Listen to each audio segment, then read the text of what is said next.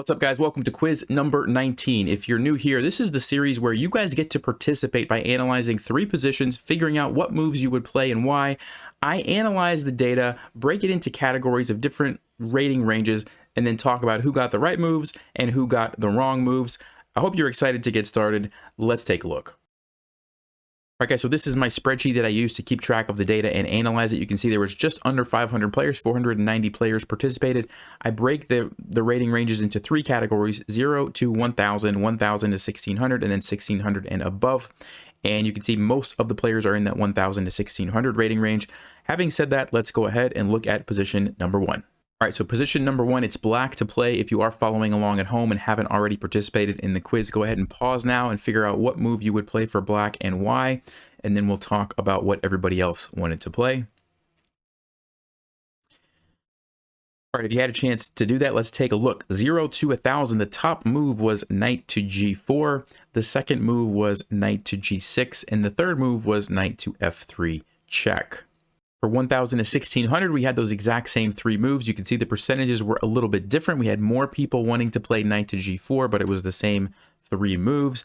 And then for 1,600 and above, the top move was actually knight to g6, then knight to g4, and then a couple people said knight f3 check as well. Now, when I was picking these positions, I wanted there to be one position that was really easy, one to be kind of medium, and then one to be kind of hard. And I thought that this was going to be the easy position, but it turns out that people had more trouble with this position than one of the other ones that I thought was the most difficult. So that was kind of interesting, but let's talk about what's going on here. So obviously white is threatening checkmate in 1. The queen's going to come down and checkmate us if we don't stop that. So if we're playing black, we have a couple of ways to do that. We could just like make a move like, g6, which stops the checkmate temporarily. But at the end of the day, queen, queen, bishop, bishop, and then white has the rook for our knight and pawn. White's ahead some material, right? So we're going to be behind if that's all we do. Now, a lot of people had the right idea of moving this knight to create the discovered attack on the queen, and at the same time, we deal with the checkmate. The issue is, which way should we do it? Now, first of all, let's go ahead and start with knight f3. Knight to f3 check, the problem is, and it looks like a good idea in theory. You're putting the king in check, also attacking the queen. It's like, hey, I'm going to win the queen, right? Problem is, white can simply get rid of the check by capturing the knight and sidestep the attack at the same time. So one thing that you want to keep in mind, this is good for especially new players when you're working on your tactics and you think you have a double attack. Sometimes it's a fork, sometimes it's a situation like this where you think you have a double attack. You always want to ask yourself the question, can my opponent prevent both of those threats with one move?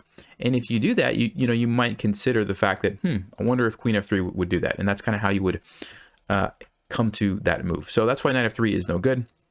Now let's go back and talk about knight g4 and knight to g6. So it turns out that knight to g4 is the wrong move, even though it looks kind of like, I guess it could be the right move. And here's why. You do have the discovered attack, you are blocking the checkmate, and you are attacking the bishop with your knight, which everything looks good in theory. The problem is now white can play bishop to f4, and again, it's the same situation. Can they deal with both threats at the same time? Well, yes, they can. They can save the bishop by moving it, and they can save the queen by blocking it. And so we end up going into this endgame where white has the rook, and we're kind of just behind, right? So if we go back, the best move, and let me show you what Stockfish said over here, the best move is knight to g6, because again, stopping the checkmate, attacking the queen, but this time we are preventing bishop to f4. And so here's kind of the key takeaway. The bishop was already attacked by our pawn. We didn't really need to attack it again. What we needed to do was prevent bishop to f4, because that takes away the threat on the queen. Now that the white doesn't have bishop f4, they do have a problem that they can't deal with, right? One of these pieces is going to fall. Best move, let's like here, and then we just take this. And now we have the knight and bishop against the rook, which is actually better for black, and this should be a winning endgame for black. So that was the idea. Congratulations if you did find knight to g6. A lot of players did, but also more people than I expected got thrown off by knight to g4. So like I said, that was supposed to be the easy position, but turns out that sometimes it's hard for me to tell which positions are actually going to be trickier. All right, let's go ahead and jump over to position number 2. All right, here's position number 2. Again, it is black to play, and if you are following along at home, go ahead and pause now, and then we'll talk about what everybody said.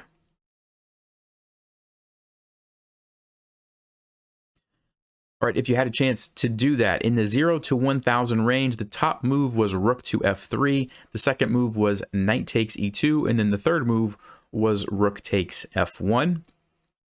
From 1000 to 1600, we also had rook f3, knight takes e2, and rook takes f1. And then 1600 and above, again, we had the exact same moves. You can see the percentages are a little bit different, with more and more players saying rook f3, the higher rating ranges that we go, but everybody kind of had the right idea here.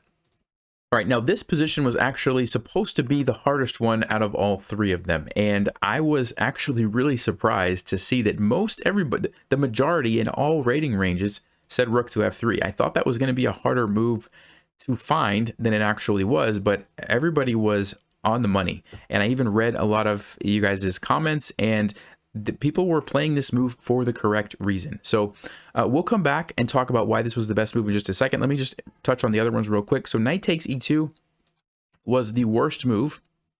And the reason is because this knight was actually playing an important role defending this pawn.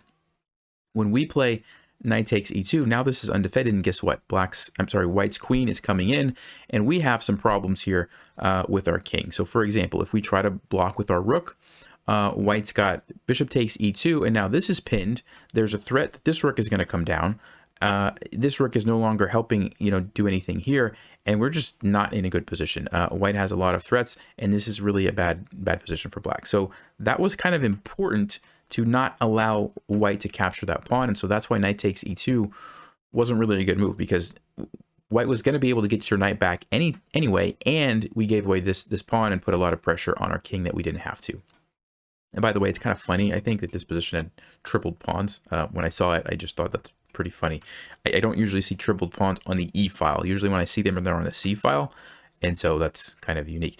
Anyway, knight takes e2 was not a good move. Now, rook takes f1 was kind of like a middle of the road type of move. Like it wasn't really bad, but it wasn't really amazing either. It was just kind of like, okay, we're just trading some pieces and, the game's going to go on, right? Rook to f3, the point is that, first of all, if White takes, it doesn't really accomplish anything, because we have this rook which can also come up, and we have the exact kind of same position. It's actually a little bit better for us if they do take it. And the point was that after the queen moves, let's just say queen to g2, we're going to sacrifice here. And this is what I thought was going to be difficult for you guys to see, but it turns out most people saw it, and they saw the reason too. The reason is, once that bishop is gone, this is a very serious threat.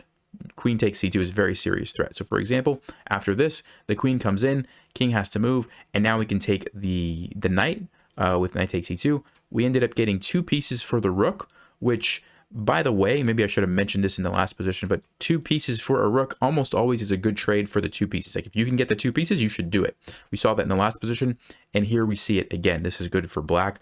And on top of that, White's king is kind of not safe anymore. The queen is very close, and White has to be very careful. And so that was the idea. And like I said, I thought it was going to be more difficult than it was, but congratulations.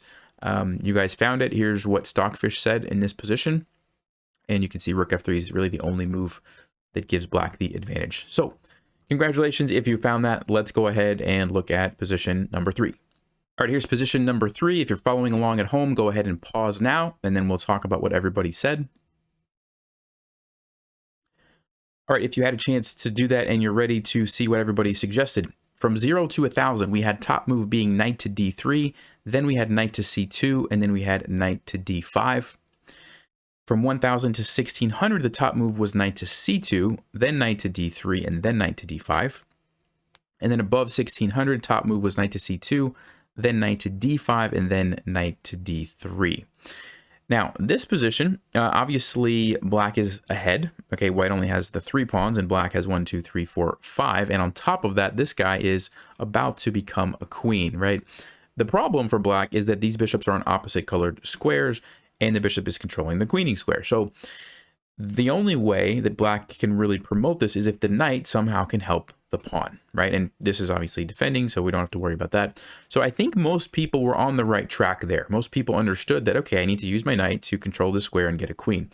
The question really was, what's the best route for our knight to do that? And you saw that a lot of people had different ideas, right? There's 3 kind of ways to get to the same square. And this is something you want to keep in mind with knights. This is always going to be true for, not always, but most of the time it's true for knights, that there's more than one way to accomplish something. So like we want the knight to control this square. One option is to go like this, right? And then it controls it like this. Another option is to go like this, and then it controls it. Another option is to go like this or like this, and then it controls it. So you really have to figure out, okay, what else is going on in the position that makes one of those better than the other. So let's go ahead and start with knight to d5. And this is kind of the obvious, I won't say obvious, but the easiest to see probably. So if you play knight to d5, there's a little tactic here where the knight can simply take the pawn. And even though it's defended and we can take the knight, because we put our knight in a place that's attacked by the bishop, well, now white just takes it. This is completely a draw because these are opposite colored bishops. This bishop's just going to blockade this pawn. The king's going to help out, and black's not going to be able to do anything because the bishop's on the wrong color. Okay, so that's kind of why knight to d5 didn't work. And so if you missed that little tactic, well, there you go. Knight to d5 doesn't work. Now, knight to d3 and knight to c2 both look like pretty good ideas. Knight to d3, the idea is you're going to come over to b2 and then get a queen, right? And knight to c2, it looks like you're going to come into e3 and then, you know, get a queen here. Why is knight to d3 bad? Let's see if we can figure it out. So knight to d3, white's going to play this move king to f1. And at first glance, it's kind of like, well, that doesn't really bother me. I'm still going to go there and I'm still going to get a queen, right? You might have thought the king can come here, but we just get a queen. Who cares? Here's why it matters. White's actually not going to move the king there. They're just going to play g4, let you get the queen, and then take it. And you say, well, I'm going to take the bishop. Now white takes your bishop. And that was the idea of king to f1. See, the bishop is now gone, and this is probably going to be a draw. Maybe you have winning chances because it's a knight against a knight instead of the opposite color bishops, and you have the extra pawn, but really, really equal, probably a draw.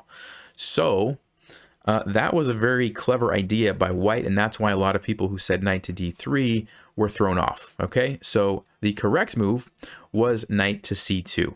And the reason that this is so much better is because now after king f1, when we play knight to e3 to control here, it's check. And so it forces the king to move. And white doesn't really want to move, right? Because if they move here, well, now we just get the queen because it blocked off the bishop and we're winning. And then if they move away, well, now we can get the queen. It's almost the same thing as before, except remember white's king, it's no longer on f1. Can't take our bishop, and so we're just up a piece. Now it's completely winning for black. So that was the idea. You can see if we throw up Stockfish here, Stockfish says knight to c2 is the way to go.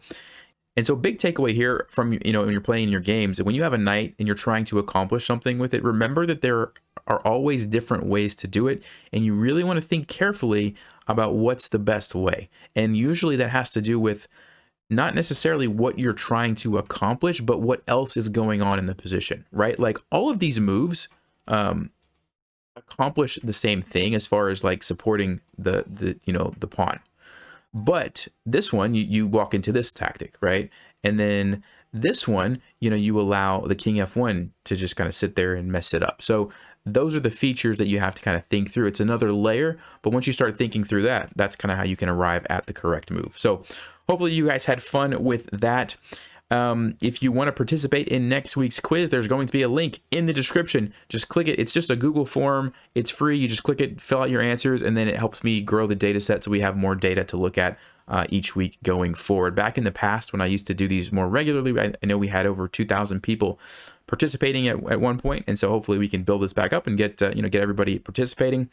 But yeah, having said that, I'll put a link to an older weekly quiz if you want to check out one of the older ones. I'll put it up here. But yeah, I'll see you guys next time. Stay sharp, play smart, and take care.